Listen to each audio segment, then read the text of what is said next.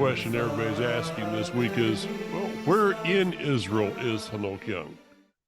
Well, hey, Mike. Hey, I'm at Kibbutz Lavi, which is fairly close to Tiberias.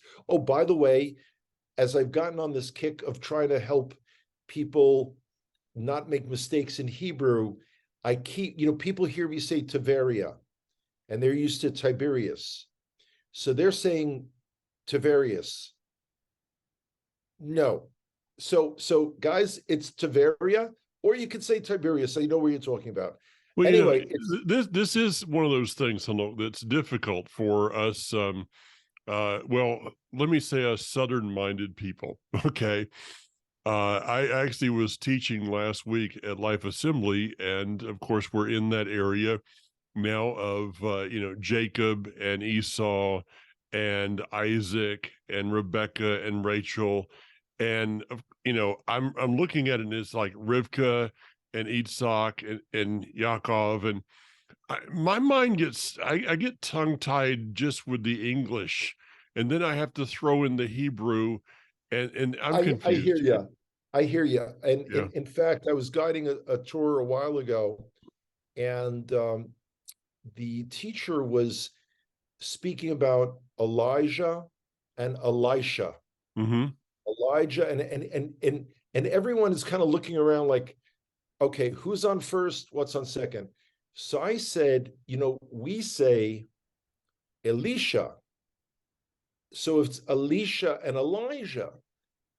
He said, yeah, but Alicia sounds like a girl. And it's like, okay, you know what? Do you, I'm not help. I'm do not you helping remember the anymore. tour leader that you were having that conversation with?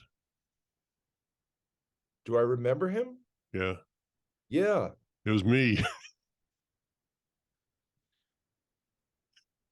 You're the second one in 3 weeks that did that, had the same thing. And I'm realizing, yeah, now I remember, but it's the same thing. And Mhm. and what it is we're all carrying our baggage of what we heard, what we learned, Oh and yeah, how we say yeah, things. yeah. It's I mean, fascinating. look at what has had to transpire to get you to speak Southern. It was many times and many trips to small towns that should not have ever been visited. But Yeah. anyway, Okay, let's so get back you're to in Israel. Tiberia. Yeah, so I'm outside of Tiberia. Kibbutz Lavi is a really nice kibbutz. It's a dati kibbutz. It's a religious kibbutz. Um, I have to tell you, the bed here is the most comfortable of any I've ever been in a hotel room, including most of the ones I stayed in America. Wow. So I'm really pleased on this place. We'll talk about it and see what it means for our Connect group in the future. But anyway, Yeah. let me get you guys up to speed on stuff in Israel. Wow, so much has happened. Um, First of all, and I'm only mentioning this in the context of anti-Semitism.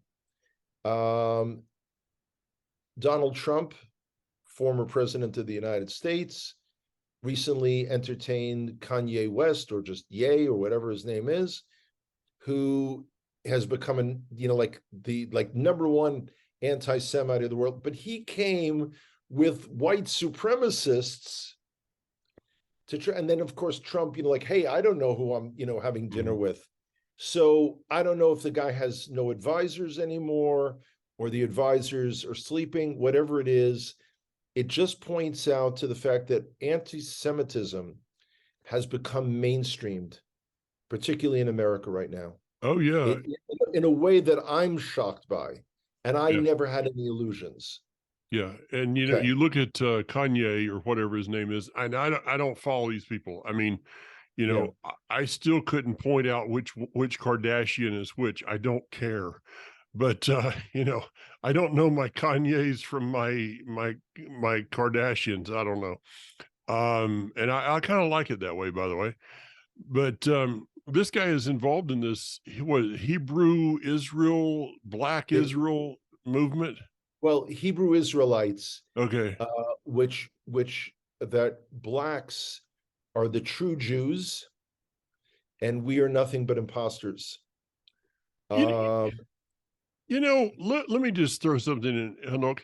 It's kind of an amazing thing how everybody wants to be a Jew, but nobody wants to live by what it means to be a Jew. I think that's just a coincidence, Mike. Oh, okay. Okay. So, everybody wants they want to be a Jew, but don't give me that Torah thing because that would be Jewish. It's it's ridiculous. The world is turned upside down. Oh yeah. Meanwhile, here in Israel, the government has still not been formed. Mm-hmm. Um, the best way I could describe the current process is if you're old enough to remember Monty Hall with "Let's Make a Deal." Oh yeah. That's what's going on. Okay. So this one has promised this one has promised that. You have Aryeh Deri of Shas, the Sephardic ultra Orthodox party, who served 2 years in prison for tax fraud and bribery. They were going to make this guy Minister of Finance, the classic, we've got the wolf guarding the hen house, nothing to worry about. So instead, because immediately the attorney general is like, time out. Mm-hmm. It appears he's going to be Minister of the Interior and Health Minister at the same time. So once again, as we had done previously, we give the health ministry to someone in the ultra-Orthodox world who has no interest, no background, no expertise, and could care less, which is why we got caught with our pants down at our ankles when COVID started. And then you hear, well, the Mossad is going around getting respirators and ventilators and whatever. By the way, none of them ever worked. Never Yeah. worked. But anyway, neither Yeah. here nor there. Well, it'd be kind of And like, putting Fauci in charge of the ATF here in the States. yeah, this is just so this is the whole thing is insane. But meanwhile, Netanyahu's quote today, because he promised a religious guy some new department. I mean, they're creating new ministries. He's going to be the minister of Jewish identity. Okay. Okay. I don't know what that is and what that means. Okay. So he's getting criticism from it. And Netanyahu said, listen, he basically said he's in charge, but the direct quote referring to this guy and his influence was, we're not going to be having Talmudic law in Israel. Now, why that quote is so important is there is no such, for Jews, I'm not talking about the Hebrew roots Messianic world, for Jews, there is no such thing as Talmudic law. Okay. It's Judaism. This is who we are. So for him to say that, I mean, but again, I'm not at all surprised. Don't misunderstand. I'm not at all surprised. Meanwhile, terrorist attacks continue. Mm-hmm.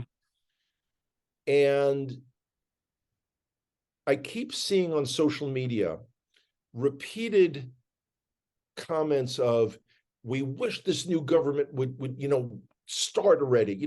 We want, there is nothing. Netanyahu did nothing before. And what are you going to do? What are you going to do to stop terrorist attacks? There is no plan.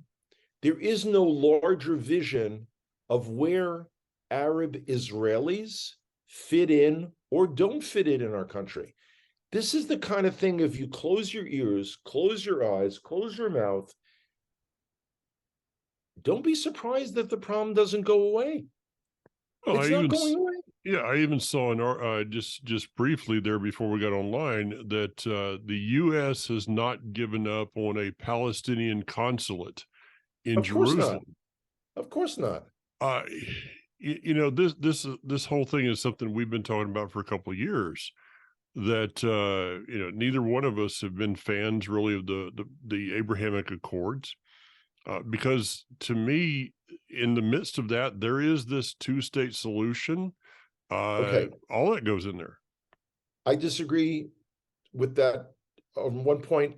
I'm not against the Abraham Accords at all Okay, okay. because it I has nothing to do with Arabs inside Israel, whether they call themselves Palestinians or not. This is all Israel, United Arab Emirates, Bahrain, mhm. etc.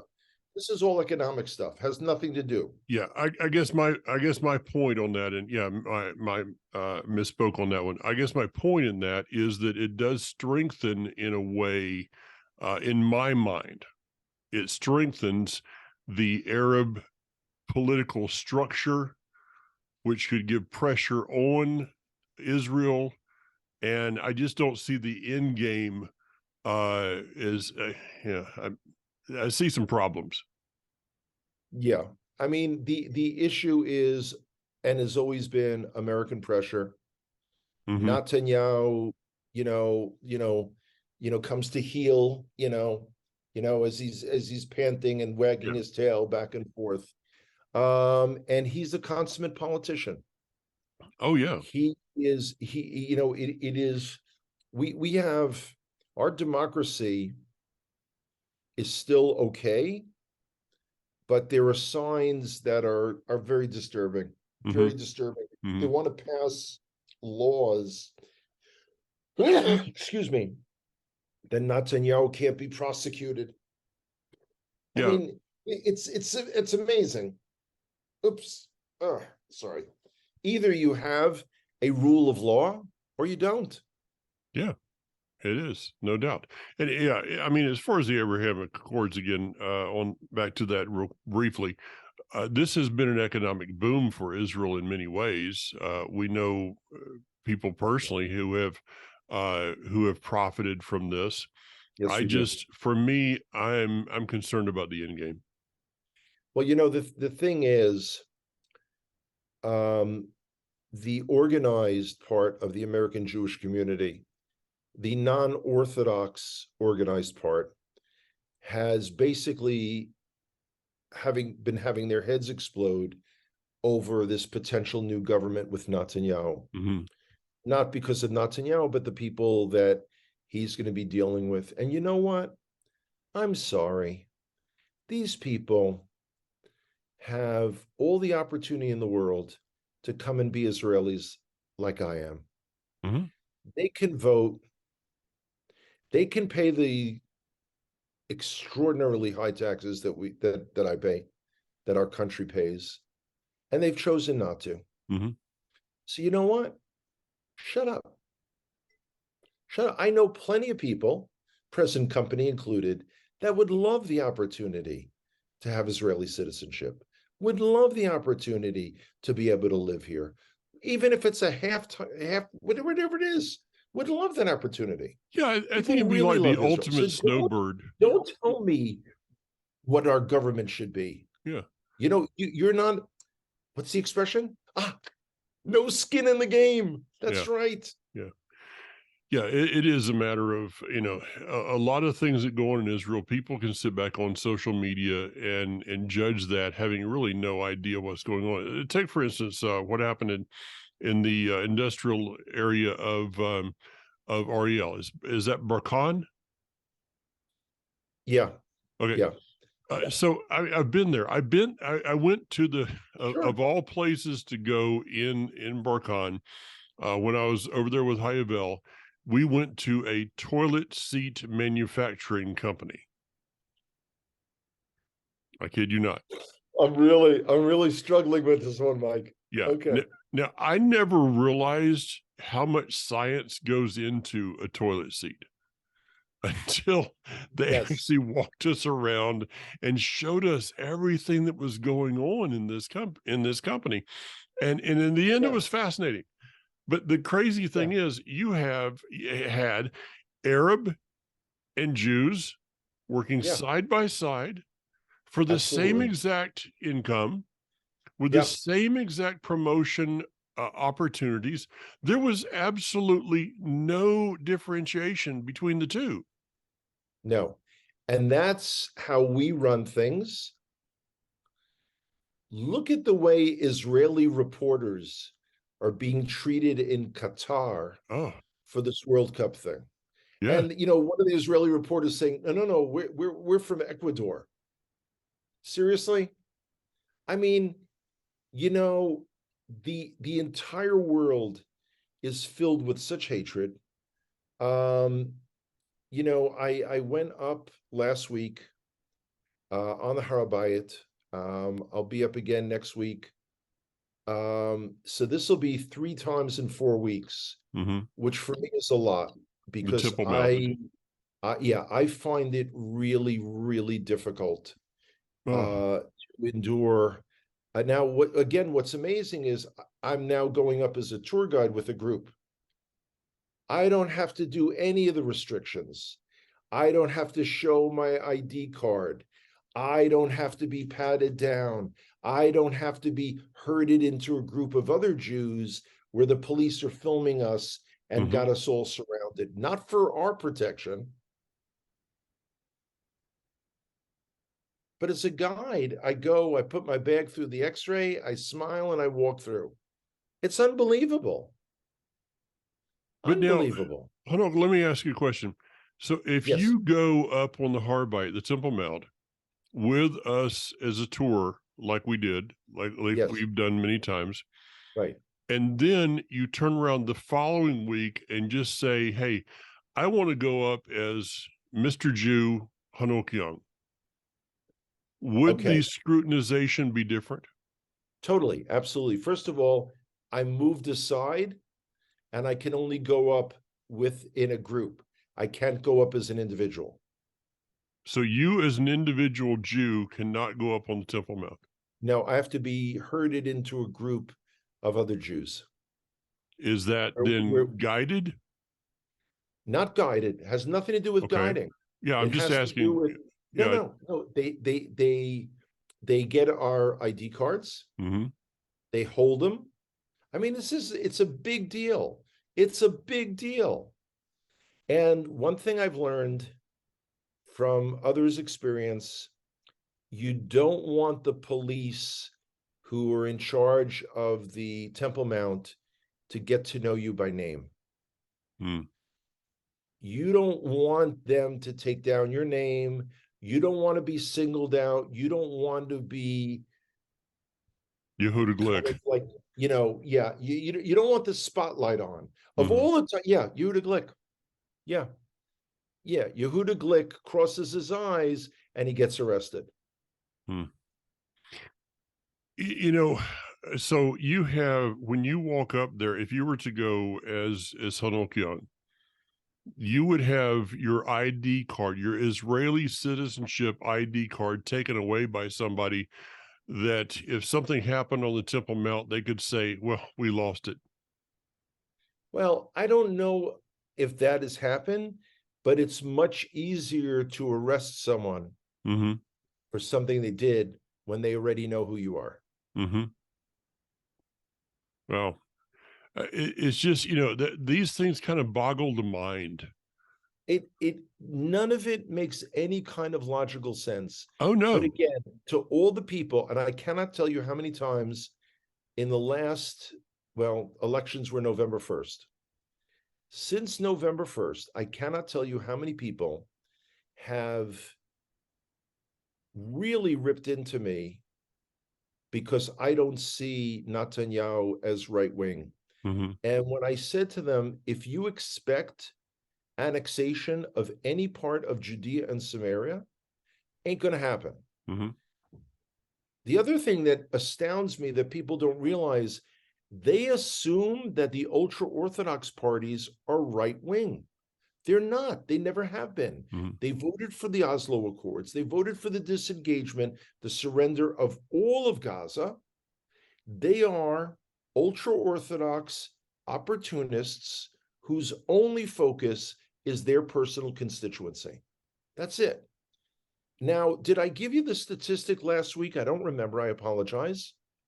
Of how many ultra Orthodox people actually work? Because they don't all stay at home. If you did, I can't remember it. So go for it. Okay, it's worth it.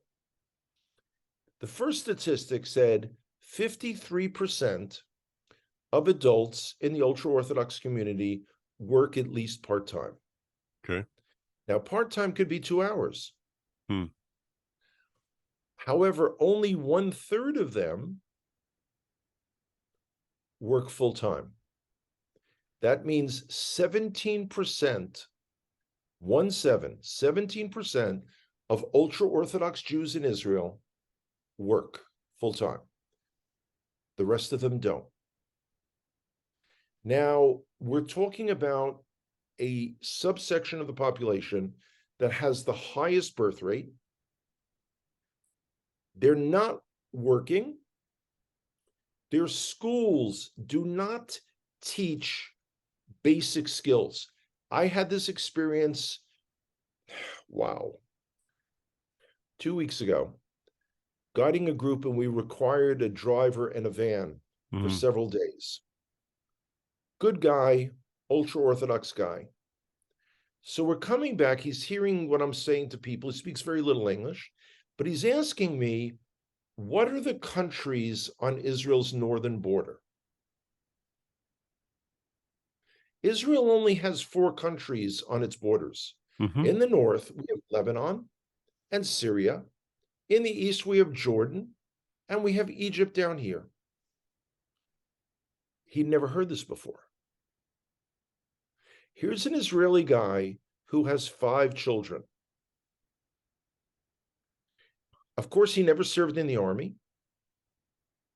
and not because he came to Israel when he was old like me, and has no idea of what countries are on our borders. He's never looked at a map.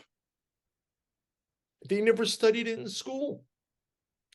It's not that he's anti-Zionist. He's non-Zionist. He's neutral. Okay, so the question has to be asked. You see, and this is the correct me please if I'm wrong here.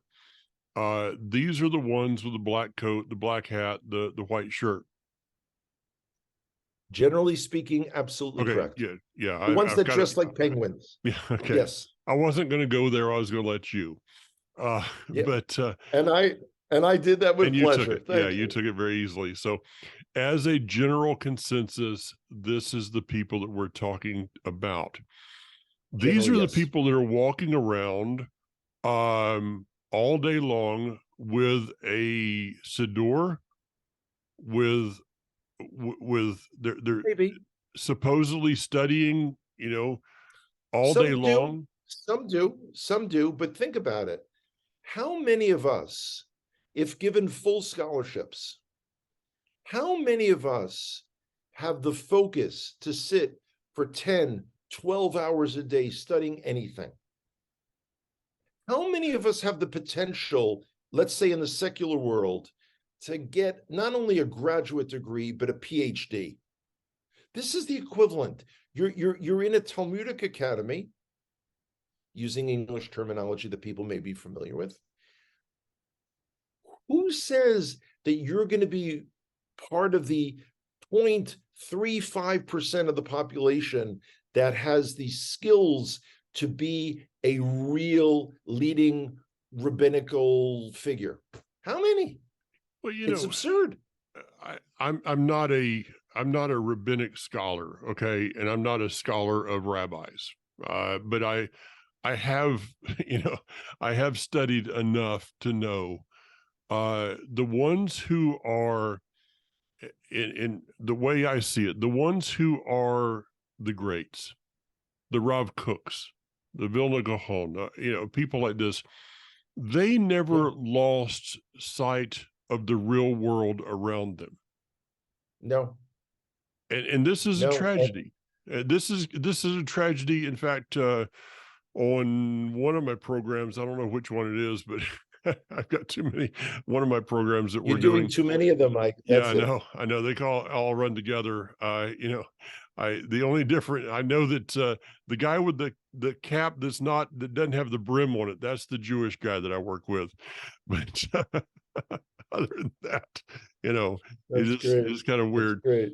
But this concept, and this is true in Hebraic circles also, those that spend all of their time just in study's good. but you can lose sight of reality in the midst of it. When you become disconnected, when There's your no doubt about it. study brings you to the point that it totally disconnects you from what's going on around you, you become irrelevant. Within our tradition, we have an expression: "Im ein kemach, ein Torah." If there's no flour, in other words, if you're not earning a living, there's no Torah. And Hmm. this is why many of our sages in the Talmud are named like Rabbi Yossi Hassandler. He's the shoemaker, Yeah. and this one did this. Yeah, they actually worked for a living, which You know, is the total opposite of today. I just brought this up. I did a program earlier in the day with Barry. Um, and I said, I think that one of the worst things that's happened regarding scripture, regarding study of scripture, is that we brought it inside of four walls, tinted or stained the windows, locked the Yeah, door, and separated yeah, ourselves from the creation around us. because I think it's become a self-fulfillment. Mm-hmm. Look at me. Look, and you see the way people post nonsense and gibberish on Facebook, and people who took that intensive 10-minute Facebook course on biblical Hebrew, and that's where they come up with Yeshua's name, like Yaha Waha Yeah. Shua. Yeah. I mean, well, seriously, I mean, I really struggle to try to understand what it is that people think they understand and why. I think the best thing that many people could do, Hanoch, is to take their scripture, take the book of Tehillim, Psalm. Did I pronounce that quite halfway right? You are Uh, doing so good. okay, You're going to get a gold star in January. I'm trying. Take the book of Psalms, walk outside your door, find a quiet place to sit down and start reading. And while Fabulous reading, look idea. around you and notice the creation that is. I think that would be such an amazing experiment for people in their own lives to turn the phone off, the computer off, all the other stuff. Just be quiet for a while and just meditate in the silence. And before you spend a lot of time putting some lengthy post up on Facebook, look into your wallet and make sure that you've given to support the poor, Mm, elderly, sick, widowed, and orphan children in your community. yeah.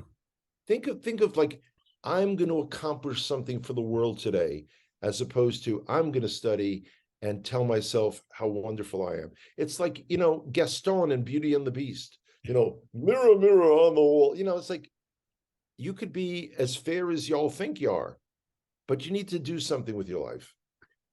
Well, I found it kind of funny, and we can close with this that we just went through Thanksgiving.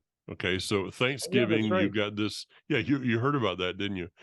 Uh, Thanksgiving, Yeah, you asked me about that last week. you have this day of overindulgence, and then on Friday you have Black Friday, then you have Right. Cyber Monday, then you have Giving Correct. Tuesday.